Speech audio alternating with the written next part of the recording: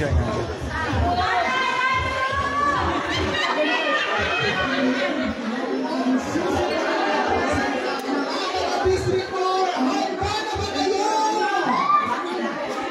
Sa mga pagkakataon po ito, ang susunod po natin tagapagsalita ay nagmula at nagsanay ng kanyang serbisyo publiko dahil siya ay mula rin sa hanay ng barangayan bilang barangay kagawad at punong barangay ng barangay 438 Zone 44. Nailunglog bilang presidente ng samahan ng mga punong barangay ng Sampalo at naging vice-presidente ng Liga ng mga Barangay sa buong lungsod ng Maynila.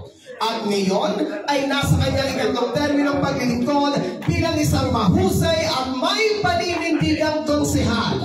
Ang pet lover ng District 4, ang may advokasiyang magbola, huwag magdroga, handa nang maglingkod sa Kongreso, ang batang kalye ng Sampaloc, ang ating Your Best Choice, ang magiging Congressman, Kong si Joel JTV Villanueva.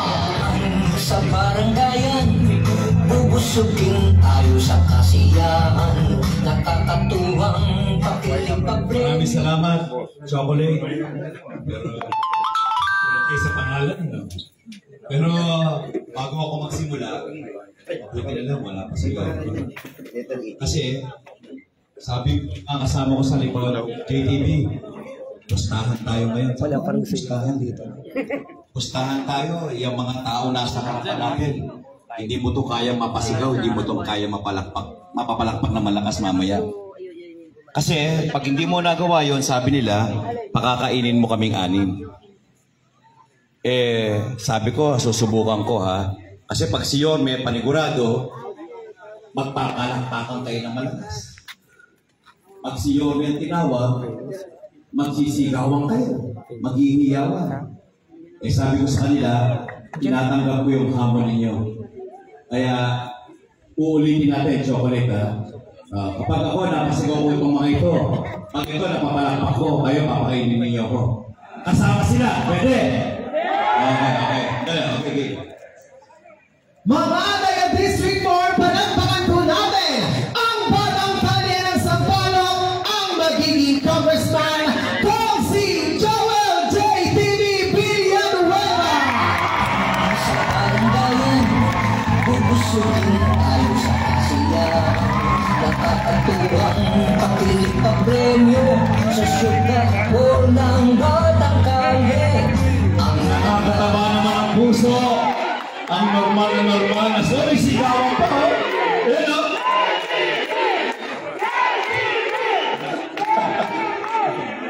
Paano yan? Papameryente niyo kami lahat. Ayaw maniwala sa akin.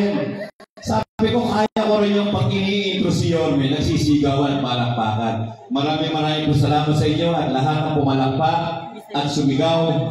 Meron po kayo matatanggap ngayong hapon na ito. Meron po yung mga natutulog.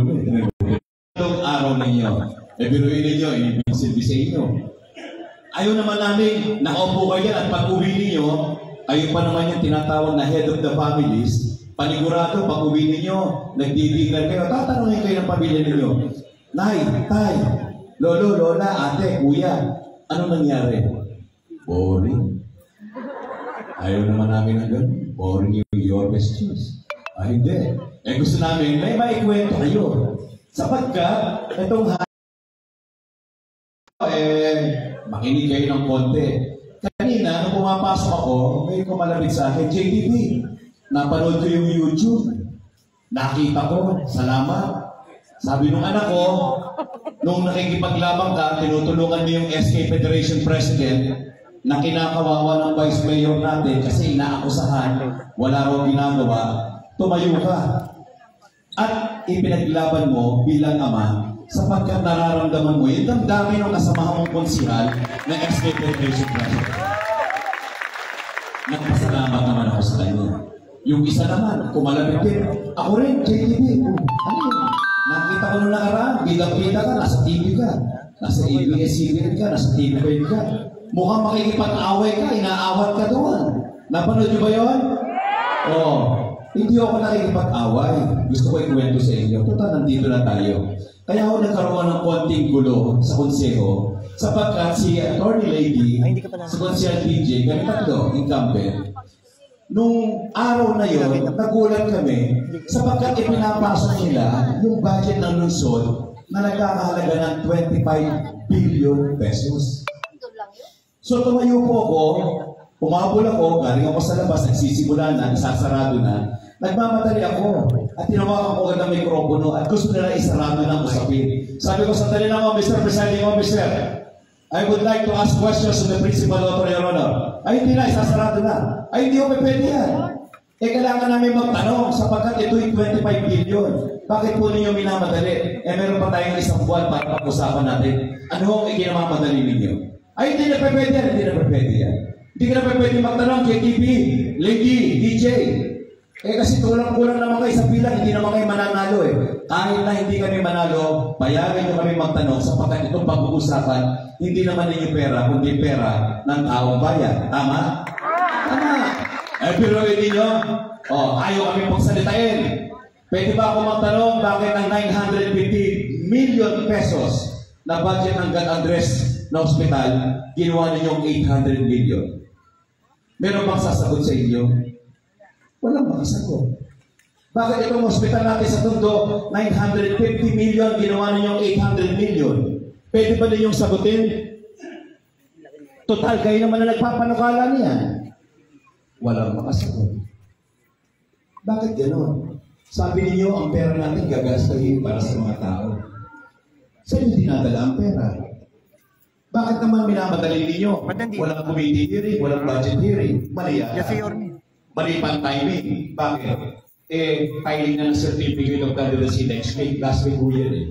Tapos yun ipapasabi ito. Ayaw nilang sumagot. Sabi namin, mali ito. Tanggap namin matatalo kami sapagkat kami nasa minorya. Pero huwag niyong babuyin. Huwag niyong i-railroad. Sumagot kayo ng tama sapagkat mapapahiya kami sa mga taga-Sampalo kapag tinanong kami, bakit meron ng ospital ng Maynila? Walang gamot, walang laboratory. Ang susungit ng mga nurse, ang susungit ng mga doktor. Tama ba?